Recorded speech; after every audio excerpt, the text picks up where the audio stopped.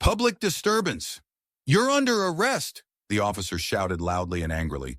The frail old man in a faded jacket silently allowed them to handcuff him tightly. Passers-by snickered and stared judgmentally at the scene unfolding before them. But just 30 minutes later, a motorcade bearing Pentagon insignia raced urgently to the scene. They emerged quickly, heading straight for the old man in holding cell number 8. Who should be ashamed now? If this injustice moves you deeply, type respect below. Charles Brennan was an 80-year-old former U.S. Army communications officer who had participated in numerous classified missions during the Cold War era. His weathered hands and gentle demeanor revealed nothing of his prestigious past service to the country. Most passers-by saw only an elderly man in worn clothes. That particular Tuesday morning, he had traveled 3 hours by bus to the Capitol. His purpose wasn't casual. He was invited to attend a classified ceremony organized by the Department of Defense, honoring special former personnel who had served during particularly sensitive operations. The invitation letter, slightly wrinkled from being carried in his pocket, specified 2 p.m. as the meeting time. Since the ceremony was taking place in a restricted administrative area with strict security protocols, Charles arrived early and decided to wait outside for the official escort, resting his tired legs on a public bench across from the federal building. His appearance that day was modest. A faded khaki jacket that had seen better days 20 years ago, a worn baseball cap with a barely visible military insignia, and a tattered backpack containing his most precious possessions. Nothing about him suggested his distinguished service record or the top-secret clearance he once held. A group of young professionals walked by, briefcases in hand, whispering among themselves. Look, another homeless old man taking up space. Their dismissive glances stung, but Charles had long ago learned to let such judgments pass without reaction. His dignity didn't require external validation. A young police officer patrolling the area noticed him and approached with visible suspicion. "Sir, you can't loiter here," he said, his hand resting casually on his belt near his handcuffs. Charles stood up respectfully, his movements slow but deliberate. "I'm just waiting for my military escort, officer. They should be here shortly." The officer's expression hardened. "This is a restricted area. No loitering. Either move along or face consequences." His tone left no room for discussion, already assuming Charles was creating excuses. "I understand, but I have an appointment letter right here," Charles explained calmly, reaching into his pocket for the Department of Defense invitation. The officer barely glanced at the official document before crumpling it and tossing it aside. "Sure you do. I've heard enough stories today. Don't make up more." While Charles was still trying to retrieve the torn pieces of his invitation from the ground, the officer roughly grabbed his arms, twisted them behind his back, and handcuffed him. "You're under arrest for obstruction and failure to comply with an officer's orders." Onlookers gathered, some filming the incident on their phones, others simply walking past. Not a single person intervened or questioned the officer's actions. Charles's silent dignity went unnoticed by all. Escorted to a temporary holding station just 2 blocks away, Charles maintained his composure. Unlike other detainees who protested loudly or demanded phone calls, he sat perfectly still, his weathered hands resting calmly despite the uncomfortable bite of the metal handcuffs around his wrists. The processing officer demanded his personal information, name, address, and reason for loitering in a restricted zone near federal property. "Charles Brennan, 1422 Oakwood Lane. I was waiting for my military escort to attend a Department of Defense ceremony," he responded quietly, his voice steady despite the humiliation. His response elicited skeptical looks and barely contained smirks from the 2 officers processing his paperwork. One officer mockingly repeated, "Military escort, huh?" causing his colleague to chuckle dismissively at the old man's apparent delusion. They emptied his backpack onto the processing desk. Out tumbled a carefully folded dress uniform with faded ribbons still perfectly aligned. A military identification card yellowed with age but meticulously preserved in plastic, and a bundle of handwritten letters tied with faded blue ribbon from decades past. A younger officer picked up the uniform, dangling it carelessly between 2 fingers. "What's this supposed to be? Halloween costume?" His disrespectful handling of the uniform made Charles wince visibly, though he remained silent as always. Another officer flipped through the ID card and letters without care.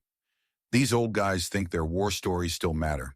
Probably makes up military fantasies to get free coffee at diners and sympathy from strangers. While this humiliation continued, a court clerk dropping off paperwork noticed the scene unfolding before him. Something about the military ID caught his attention immediately. He paused, studying the old man's face more carefully, recognition slowly dawning. The clerk approached hesitantly. "Excuse me, did you say your name is Charles Brennan? Were you the communications colonel stationed in Germany in 1967 during Operation Silent Shield?" Before Charles could answer, the processing officer interjected coldly. "Doesn't matter who he claims to be. He's being processed for obstruction and trespassing right now." The clerk's expression changed notably. Without a word, he stepped aside, pulled out his phone, and typed rapidly. "Urgent, Colonel Charles Brennan being detained at Southwest Station. He's today's Pentagon ceremony honoree. Situation critical. Immediate response needed." Meanwhile, the officers continued the booking process, photographing Charles like a common criminal, taking his fingerprints with rough efficiency, completely oblivious to the distinguished career of the man standing before them with unwavering dignity. Throughout this ordeal, Charles remained composed, his back straight, his gaze steady. He clutched a small medallion that had fallen from his pocket, holding it like a talisman, a silent reminder of who he truly was, despite the current indignity surrounding him. An hour had passed since his arrest. He sat alone in holding cell number 8, forgotten by everyone. No water offered. No phone call granted. How many times has this world forgotten those who sacrificed everything for it? If you believe gratitude should never come too late, type respect below this video now. Precisely 30 minutes after the court clerk sent his message, the distant wail of sirens broke the station's mundane atmosphere. Unlike typical police sirens, these had a distinct, authoritative tone that commanded immediate attention from everyone within earshot. Outside, a convoy of government vehicles appeared suddenly. 2 armored black SUVs with diplomatic flags, 1 official Pentagon transport vehicle with military markings, and a specialized command car with communications equipment visible through its tinted windows. The procession moved with practiced precision, screeching to a synchronized halt directly in front of the police station entrance. The officers inside looked up from their desks, confusion evident on their faces. Such convoys rarely appeared in this part of town, especially with such urgency and military precision that suggested matters of national importance. From the lead vehicle emerged 6 military officers in full dress uniform, medals glinting under the afternoon sun. Their faces bore the solemn expression of men on official business of the highest importance.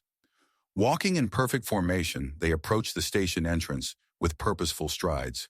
Leading them was Brigadier General Alexander Morris, his 4-star insignia immediately recognizable to anyone with military knowledge.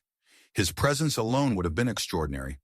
The appearance of his entire security detail made this situation unprecedented in the station's history.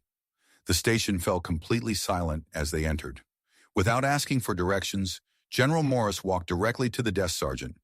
"I'm here for Colonel Charles Brennan. Release him immediately." The officer stuttered nervously.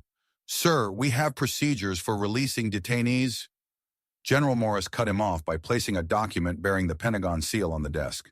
"This overrides your procedures.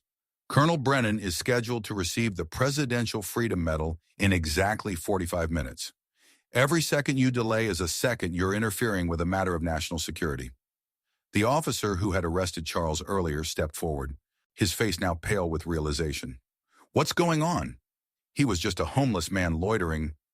"That homeless man is Colonel Charles Brennan," General Morris stated, his voice dangerously quiet. "The man who single-handedly saved my entire reconnaissance team during a classified operation in East Berlin in 1972. Without him, 37 American soldiers, myself included, would have died behind enemy lines. His actions remain classified to this day." A stunned silence fell over the station. The officer who had mocked Charles's uniform visibly swallowed, now understanding the magnitude of his mistake. General Morris continued, each word measured and precise. "Colonel Brennan has served this country with more honor than most people could comprehend, and today you arrested him for waiting for us." Within minutes, Charles was uncuffed. The young officer who had initially arrested him approached with trembling hands. "Sir, I didn't know. I'm deeply sorry for my actions." Charles merely nodded, no resentment in his eyes, no bitter words escaping his lips. His dignity remained intact despite everything he had endured that morning. General Morris personally helped Charles to his feet, then stood at attention and saluted him with perfect military precision. "The honor is mine, Colonel Brennan." As they walked outside, the gathered crowd parted respectfully. Several veterans among them removed their hats in deference. Others stood with tear-filled eyes, cameras recording this unexpected moment of justice. Charles was escorted into the command vehicle with full military honors, the lead SUV clearing their path through traffic, the remaining vehicles forming a protective formation around them. Back at the station, not a single officer could bring themselves to meet each other's eyes. The ceremony proceeded with solemn grandeur in the Pentagon's East Wing. High-ranking officials, distinguished guests, and media representatives gathered in the marble-columned hall. On the podium stood Colonel Charles Brennan, the same man who, just hours earlier, had been handcuffed and humiliated. Now he stood tall, his weathered face illuminated by the spotlight, his simple dignity commanding more respect than any uniform could convey. The Secretary of Defense personally presented him with the Freedom Medal, the nation's highest civilian honor, reserved for those whose actions protected American freedom during history's most critical moments. As General Morris pinned the medal to Charles's chest, he leaned in and whispered, "I apologize we were late in picking you up, sir." Charles's smile was gentle, his eyes reflecting decades of wisdom. As long as we remember, it's never too late. The entire assembly rose in spontaneous standing ovation, not merely for the medal or the classified missions of decades past, but for the quiet strength of a man who could face both danger and disrespect with equal grace. Some people choose silence when treated unfairly, not because they lack courage, but because their dignity runs too deep to require vindication. True heroes carry their worth inside, regardless of how the world sees them. If you believe honor never goes out of style, subscribe to TT Hero Stories. TT Hero Stories, because some heroes never stop serving.